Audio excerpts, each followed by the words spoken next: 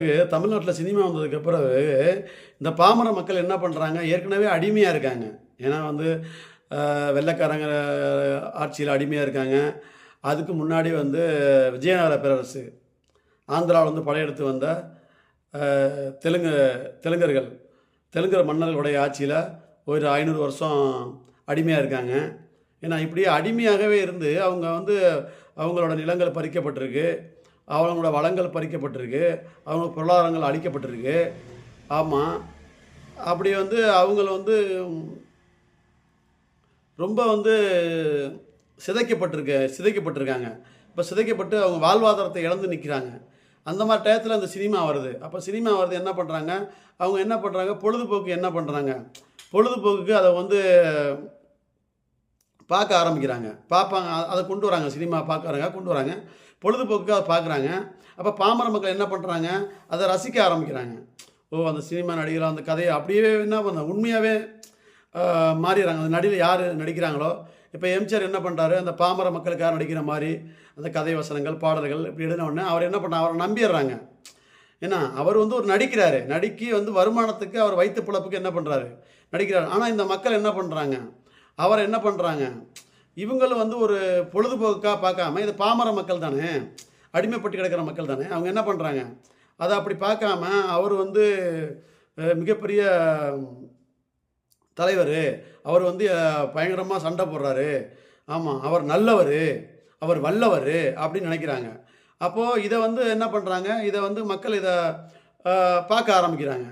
ஓ! மக்கள் வந்து இத வந்து இந்த பிறமொழியாளர்கள் என்ன பண்றாங்க, இந்த மண்ணுக்கு படையெடுத்து வந்து ஆட்சி பண்ணவங்க என்ன பண்றாங்க, சுதந்திர இந்தியாவுக்கு பிறகு மக்களாட்சியிலயும் மறுபடியும் அந்த நாட்ட மறுபடியும் ஆள்றதுக்கு, பிறமொழியாளர்கள் ஆள்றதுக்கு என்ன பண்றாங்க, இத சினிமா ஒரு கேடயமா பயன்படுத்துறாங்க. அப்போ அந்த மக்கள் என்ன பண்றாங்க, அந்த சினிமாவ பார்க்குறவங்கள, அந்த நடிகர்கள அதே மாரி படங்கள் எடுத்து இந்த எம்ஜிஆர் நடிக்கிறாரு. என்ன எம்ஜிஆர் நடிக்கிறாரு. அவர் என்ன பண்றாங்க, அந்த மக்கள் என்ன பண்ண ரசிக்க ஆரம்பிக்கிறாங்க. ஆமா. அது உண்மைன்னு நம்புறாங்க. ஆமா. அதுக்கப்புறம் அந்த அவரு பிறகு அரசியல்ல வராரு. அரசியல்ல வந்து என்ன பண்றாரு, அரசியல் வந்த உடனே அந்த மக்கள் என்ன பண்றாங்க, அவர ஆதரிக்கிறாங்க. ஒரு கூட்டம் என்னது, அந்த சினிமாவுக்குன்னு ஒரு கூட்டம் ஆதரிக்குது. அரசியல் ரீதியாகவும் ஆதரிக்குது. சினிமாவுக்குன்னு அவர் நடிச்ச சினிமாவ நம்பியும் ஒரு கூட்டம் ஆதரிக்குது. அப்போ வந்து அவர் வந்து என்னது அதிகாரத்துக்கு வர்றாரு. அன்னைக்கு வந்து அவர் அதிகாரத்துக்கு வர்றாரு அப்படின்னா, அன்னைக்கு ஒரு கட்சி தான் இருந்துச்சு. காங்கிரஸ் கட்சி மட்டும் தான் இருந்துச்சு. அதனால அவர் ஈஸியா என்ன பண்றாரு, காங்கிரஸ் கட்சி இருந்துச்சு, அடுத்து திராவிட முன்னேற்ற கழகம் திமுக இருந்துச்சு. அதுலேருந்து பிரிஞ்சு வந்த எம்ஜிஆர் ஈஸியா என்ன பண்றாரு, அந்த 2 கட்சியையும் ஈஸியா வீழ்த்தி வந்துடுறாரு. அந்த சினிமாவோட இத வச்சு என்னது, ரசிகர்கள வச்சு அந்த கூட்டத்த வச்சு வந்துடுறாரு ஈஸியா. ஆனா, அதுக்கு பிறகு என்ன பண்ணாங்க, அதையே ஃபாலோ பண்ண வைக்கிறாங்க. ஓ! இங்க தமிழ்நாட்டு மக்கள் வந்து சினிமாவுக்கு அடிமையாகுறாங்க. சினிமா வந்து பொழுதுபோக்கா பார்க்க மாட்றாங்க. அது தன்னோட வாழ்க்கையாவே எடுத்து பார்க்குறாங்க. சினிமாவுல நடிக்கிறவர் தான் நம்ம வாழ்க்கையே மாத்திருவாரு. அப்படின்னு உண்மைய நம்புறாங்க. அந்த போலிய உண்மைய நம்புறாங்க. அப்படிங்கிறத அந்த பிறமொழியாளர்கள் உணர்ந்ததன் அடிப்படையில் உணர்ந்துடுறாங்க. அவங்க வந்து அத என்ன பண்றாங்க, அந்த இத கண்டுபிடிச்சிடுறாங்க. இந்த மக்கள் இருக்க வீக்னஸ. இந்த ஏமாளித்தனத்த கண்டுபிடிச்சு, அப்ப என்ன பண்றாங்க, அடுத்து அதே மாரி விஜயகாந்த நடிக்க வைக்கிறாங்க. அதே சினிமாவுல நல்ல வாய்ப்புகள் குடுத்து, மக்கள கவர்ற மாரி நடிக்க வைக்கிறாங்க. பிறகு அவர் என்ன பண்றாரு, இந்த கட்சிகள எதிர்த்து, ஏன்னா வேற கட்சி இங்க வந்துரக்கூடாது. தமிழ் தேசிய கட்சியோ, ஒரு தமிழரோ இங்க வந்து ஒரு கட்சி ஆரம்பிச்சு வந்துரக்கூடாதுங்கிறக்காக, இந்த மக்கள் அங்க போக்கூடாதுங்கிறக்காக என்ன பண்றாங்க, அந்த திராவிட கட்சிகளே இருக்கணும். தெலுங்கர்கள் தலைமை இருக்கக்கூடிய திராவிட கட்சியிலே இருக்கணும். அதனால என்ன பண்றாங்க, அந்த தெலுங்கர்கள என்ன பண்றாங்க, நடிக்க வைக்கிறாங்க. அப்புறம் என்னது, அவங்க நடிச்சு முடிச்சதுக்கப்புறம் அரசியலுக்கு வர்றாங்க. பிறகு அந்த மக்கள் என்ன பண்றாங்க, இந்த சினிமா நம்பின மக்கள் வந்து தமிழர்கள் வந்து அவங்கள ஆதரிக்கிறாங்க. அவங்க யாரை எதிர்த்து போராடுறாங்க, இந்த ஏடிஎம்கே, டிஎம்கே இந்த திராவிட கட்சிகள. என்னது, திராவிட கட்சியில என்ன பண்ணாங்க, என்ன பண்றாங்க, இப்போ எம்ஜிஆர் வரையில காங்கிரஸ் எதிர்த்து இது பண்ணாரு. இப்போ எம்ஜிஆர் வந்துட்டாரு. அப்ப என்ன பண்றாங்க, அடுத்த சினிமாவுல வரக்கூடிய அந்த ஒரு தெலுங்கர நடிக்க வச்சு பெரிய ஆள் ஆக்குறாங்க. அவர் என்ன பண்றாரு, அவங்களே எதிர்த்து வர்றேன் அப்படின்னு சொல்லிட்டு தமிழர்கள்ட்ட என்ன பண்றாங்க, போட்டி அவங்கள எதிர்த்து போட்டி போடுறேன், அவங்கள எதிர்த்து நான் அரசியல் கட்சி ஆரம்பிக்கிறேன் அப்படின்னு தமிழரை ஏமாத்துறாங்க. மக்கள் என்ன பண்றாங்க, இந்த விஜயகாந்த நம்பி வந்தவங்க என்ன பண்றாங்க, ஓட்டு போடுறாங்க இவரை நம்பி. மறுபடியும் என்ன பண்றாரு, அவர் அங்க போய் நின்றுவாரு. ஏன்னா வேற தமிழ் தேசிய அரசியல் இல்ல ஒரு தமிழனோட கட்சி ஆரம்பிச்சு தமிழர் தலைமையில ஒரு கட்சி இங்க வந்துடக்கூடாதுங்கிறதால அவங்க இதெல்லாம் பண்றாங்க. இந்த சினிமாவை பயன்படுத்துறாங்க. அதன் பிறகு கமலஹாசன் வராரு. கமலஹாசன் அதே மாதிரி என்ன பண்ணுறாரு, இந்த திராவிட கட்சியில் என்ன ஏடிஎம்கே டிஎம்கே எதிர்க்கிறாரு. அப்புறம் பிறகு எதிர்த்ததுக்கு பிறகு என்னது, ஒரு கூட்டத்தை என்ன பண்ணுறாரு, அங்கே கொண்டு போய் ஓட்டை பிரிக்கிறாரு. பிரித்து மறுபடியும் என்னது, அந்த திராவிட கட்சியில் ஏதோ ஒரு கட்சியை வர வைக்கிறார், ஜெயிக்க வைக்கிறாரு. மறுபடியும் அங்கே போய் நின்றாரு. ஆமாம், அப்போ திமுக அப்பனுடைய ஜெயிக்க வச்சார். ஆமாம், அப்போது இதே மாதிரி இப்போ விஜய் வராரு.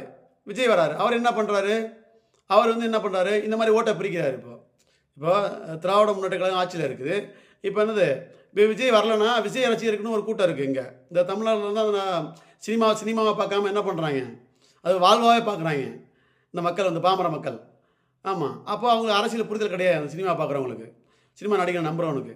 ஆமாம், அப்போ என்ன பண்ணுறாங்க, இந்த ரசிகர்கள் என்ன பண்ணுறாங்க, அப்போது விஜய் வரல அப்படின்னா இந்த மக்கள் என்ன பண்ணுவாங்க, இந்த திமுக பிடிக்காதவன் என்ன பண்ணுவாங்க, ஏடிஎம்கே ஓட்டு போடுவாங்க. ஏடிஎம்கே ஓட்டு போடுவாங்க, திமுக ஓட்டு போடுவாங்க. ஆமாம், இது ரெண்டையும் பிடிக்காதவங்க நாம் தமிழருக்கு போடுவாங்க. நாம் தமிழ் தமிழ் தேசிய அரசியல். ஏன்னா சீமான் வந்து ஒரு தமிழர். அப்போ தமிழ் தேசிய அரசியலுக்கு இல்லை என்னது, அரசியல் வந்து வாக்கு சதவீதம் கூடிடக்கூடாது, ஓட்டு சதவீதம் கூடக்கூடாது, அவங்க வந்து ஆட்சிக்கு வந்துடக்கூடாது, எம்எல்ஏ ஆயிடக்கூடாது. அப்போ என்ன பண்ணுறாங்க, விஜயை கொண்டு வராங்க. அப்போ விஜயை கொண்டு வராங்க, என்ன பண்ணுறாங்க, அப்போ புதுசாக விஜய் வராரு, அவர் பண்ணிடுவார், சினிமாவில் பண்ண மாதிரியே நிஜத்துலேயும் பண்ணிடுவாருன்னு நம்புகிறாங்க. சினிமாவுங்கிறது பொய், அப்போ நிஜத்துலேயும் பொய் தானே. ஆமாம், நடிகரே வந்து சினிமாங்கிறது பொய், அப்போது அவர் அரசியலுக்கு வந்து அதுவும் பொய் தானே ஆகுங்கிறது பாமர மக்களுக்கு தெரிய மாட்டேங்குது. அரசியல் அறிவியல் புரிதல் இல்லை அந்த மக்களுக்கு, இந்த இளைஞர்களுக்கு இல்லை, அந்த விஜயை நம்பி வரக்கூடிய அந்த சினிமா ரசிகர்களுக்கு கிடையாது. அப்போ என்ன பண்ணுறாங்க, இந்த ஓட்டு சதவீதத்தை என்ன பண்ணுறாங்க, இப்போ பிரிச்சுட்டு போயிடுவார் அவருக்கு விழுகிற ஒரு சதவீத ஓட்டை பிரிச்சுட்டு போயிடறாங்கன்னா மறுபடியும் ஏற்கனவே இருக்கிற ஆட்சியில் இருக்கவங்களே வர்றதுக்கு வழிவகை செய்கிற மாதிரி ஆயிரும். ஏன்னா அப்போ எதிர்போட்டு வந்து எதிர் பார்ட்டிக்கு போனால் தானே ஜெயிக்க முடியும். அப்போ இந்த ஓட்டை வந்து ஒரு கணிசமான ஓட்டை விஜய் வந்து பிரிச்சுட்டு போயிட்டாருன்னா அப்போ ஏற்கனவே ஆட்சியில் மறுபடியும் ஏற்கனவே இதுக்கு முன்னாடி ஆட்சி பண்ணிக்கிட்டு இருந்தவங்க தான் மறுபடியும் வருவாங்க. ஆமாம், இல்லை அப்படின்னா இன்னொரு கட்சி, யார், இந்த திராவிட கட்சி, இன்னொரு எதிர்கட்சியாக இருக்க முடிய வருவாங்க. எப்படின்னா திமுக ஆட்சியில் இருக்குது, அது வரும். இந்த விஜய் வந்து அரசு ஓட்டை பிடிக்கிறதுனால. இல்லை அப்படின்னா என்னது, ஏடிஎம்கே வரும். இப்போ ரெண்டில் ஏதாவது ஒன்று தான் வரும். ஆனால் பொதுவாக தமிழர் தலைமையை ஏற்று ஒரு தமிழர் தலைமையை ஏற்கக்கூடிய தமிழ் தேசிய அரசியல் வந்து இங்கே வந்துடக்கூடாது இந்த மண்ணில். ஏன்னா திராவிட கட்சிகள் தான் வரணும். தேசிய கட்சிகளோட கூட்டு திராவிட கட்சிகள், தேசிய கட்சிகளும் திராவிட கட்சிகளும் கூட்டு சேர்ந்து இதாங்க ஆட்சி அமைக்கணும். ஒரு தமிழ் தேசிய கட்சி வந்து இங்கே ஆட்சி அரியணைக்கு வந்துடக்கூடாது. ஒரு தமிழர் தலைமையில் இங்கே அரசியலை வந்து செஞ்சிடக்கூடாது, அரியணையில் வந்து ஆட்சி நடத்திடக்கூடாது. ஏன்னா தமிழன் வந்து ஆட்சி பண்ணிட்டான்னா, ஒரு தமிழ் தேசிய கட்சி ஆட்சி பண்ணிச்சுன்னா என்னோட மண், என்னோட மக்கள், என் நிலம், என் வளம் அப்படின்னு என்ன பண்ணுவாங்க, வர கெட்ட திட்டங்கள் நல்ல திட்டங்களை மட்டும் தான் பண்ணுவாங்க. தமிழக மண்ணுக்கும் மக்களுக்கு எதிராக திட்டங்கள் வந்துச்சுன்னா அதை என்னமோ ஏற்க மாட்டாங்க. அப்போ நாம் இந்த நாட்டை, இந்த மண்ணையும் இந்த மக்களையும் என்னதை ஏமாற்ற முடியாது, இந்த வளங்களை சுரண்ட முடியாது, இந்த மக்களை ஏமாற்றி கொள்ளையடிக்க முடியாது. அப்படிங்கிறதுனால இந்த சினிமா நடிகர்களை பயன்படுத்துகிறாங்க. இந்த சினிமா நடிகர்களுக்கும் ஒரு கூட்டம் இருக்குது இங்கே, பாமர மக்கள், அந்த அரசியல் அறிவியல் புரிதல் இல்லாத மக்கள் இருக்காங்க. சினிமா உண்மைங்கிற நம்புகிற இந்த ரசிகர் கூட்டங்கள் இருக்குது, அதை அப்படியே பயன்படுத்துகிறாங்க. தமிழர்கள் இருக்காங்க, அவங்கள அப்படியே பயன்படுத்துகிறாங்க. அவங்களுக்கு எந்த புரிதல் எந்த இதுவுமே கிடையாது, அவங்களுக்கு அந்த சிந்தனையெல்லாம் இருக்காது. அவங்களுக்கு வந்து அவன் சினிமாவில் எப்படி 10 பேர் அடிக்கிறானோ நமக்கு வந்து நல்லது படிவான் நம்புகிறான். அது எப்படி அங்கே அது பொய், அடிக்க முடியாதுங்கிற உண்மை. அதை 10 பேர் அடிக்க முடியாது அவனால். அப்போ இங்கே வந்து செய்ய முடியாது, பண்ண முடியாது. அது கூட புரிதல் இல்லாமல் இருக்கிறதுனால அந்த சினிமா மோகத்தை இந்த பிறமொழியாளர்கள், இங்கே இந்த மண்ணுக்கு வாழ வந்தவர்கள், பிழைக்க வந்தவர்கள், அரசியல் அதிகாரத்திலிருந்து அவர்கள் வாழ்வதற்கும் ஆள்வதற்கும், அவர்கள் சுகமாக வாழ்வதற்கும் தமிழர்கள் ஆள்வதற்கும் இந்த சினிமாவை பயன்படுத்துகிறாங்க. இந்த சினிமா ரசிகர்களை பயன்படுத்துகிறாங்க. ரசிகராக்கி பின்னாடி அவங்கள ஓட்டாக மாற்றி என்ன பண்ணுறாங்க, தமிழர்களுக்கு எதிராகவே, அவர்களுக்கு எதிராக, அந்த ரசிகர்களுக்கு எதிராகவே, ரசிகர் யார், தமிழர் தானே, அந்த ரசிகர்களுக்கு எதிராகவே, அந்த தமிழர்களுக்கு எதிராகவே ஒரு அரசை நிறுவுவதற்கு இந்த சினிமாவை பயன்படுத்துகிறாங்க, இந்த சினிமா ரசிகர்களை பயன்படுத்துகிறாங்க.